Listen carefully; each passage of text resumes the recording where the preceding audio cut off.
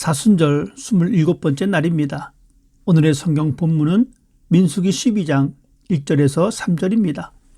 어느 날 미리암과 아론이 모세가 구스 여자와 결혼한 것을 비난하며 여호와가 모세를 통해서만 말씀하셨느냐, 우리를 통해서도 말씀하시지 않았냐 하고 투덜대자 여호와께서 이 말을 들으셨다.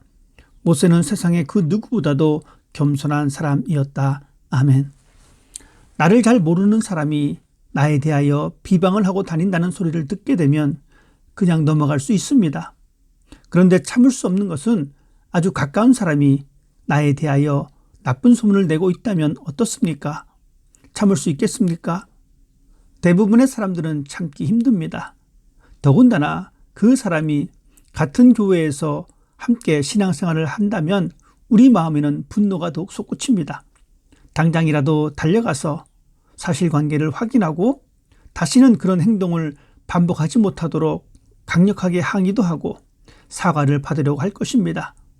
내가 참지 않아야 다른 선의의 피해자가 생기지 않는다는 의협심이 발동하기도 합니다. 이것이 올바른 정의의 실천이라고 스스로 생각합니다. 그래야 내 마음이 편해집니다. 이런 삶의 방식이 우리가 살아가는 삶의 일방적인 방식입니다.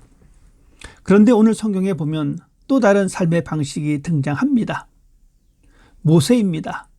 모세는 종종 사람들에게 비난을 받은 때가 있었습니다.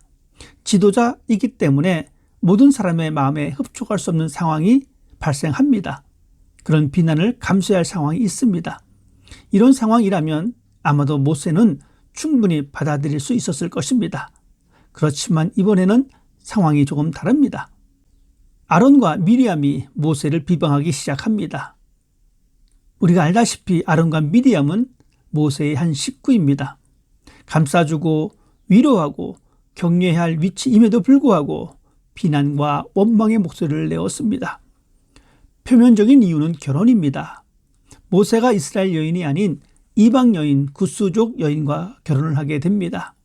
아론과 미리암은 이 사건을 트집잡아 비난하기 시작했습니다. 물론 이스라엘 지도자로서 이스라엘 여인과 결혼을 하면 좋았겠지만 그렇다고 모세가 하나님의 명령을 무시한 것도 아닙니다. 가나안 7족속을 제외한 모든 사람과 결혼할 수 있기 때문입니다. 아론과 미리암도 이 사실을 알고 있었지만 여전히 모세를 비방했습니다. 어쩌면 다른 사람들을 동원해 더욱더 모세를 비난했을지도 모릅니다. 모세는 이 상황에 너무 가슴이 아팠을 것입니다. 자기 형제들의 비난이었기 때문입니다. 아론과 미리암의 비난은 단순히 모세의 결혼 때문만이 아니었습니다. 하나님과의 관계에서까지 소외된 그 상황을 견뎌내지 못했습니다. 자신들도 충분히 하나님과 소통하는데 모세 혼자서 지도자의 역할을 다 하니까 그 모습에 질투심이 생긴 것입니다. 자신들이 모세보다 못한 것이 없다고 하는 그런 생각을 가지고 있었습니다. 그래서 더욱더 사람들을 선동하고 모세를 비난하게 된 것입니다. 비난을 들었던 모세의 반응이 궁금합니다. 물론 성경에는 아무런 설명도 없습니다. 그렇다고 모세가 아무런 행동도 하지 않았다고 생각하지 않습니다. 아론과 미리암에게 충분히 설명을 했을 수 있습니다. 자신의 결혼이 하나님의 명령에 위반되는 것이 아니라고, 그리고 자신을 향한 비난을 멈춰달라고 이야기했을 것입니다.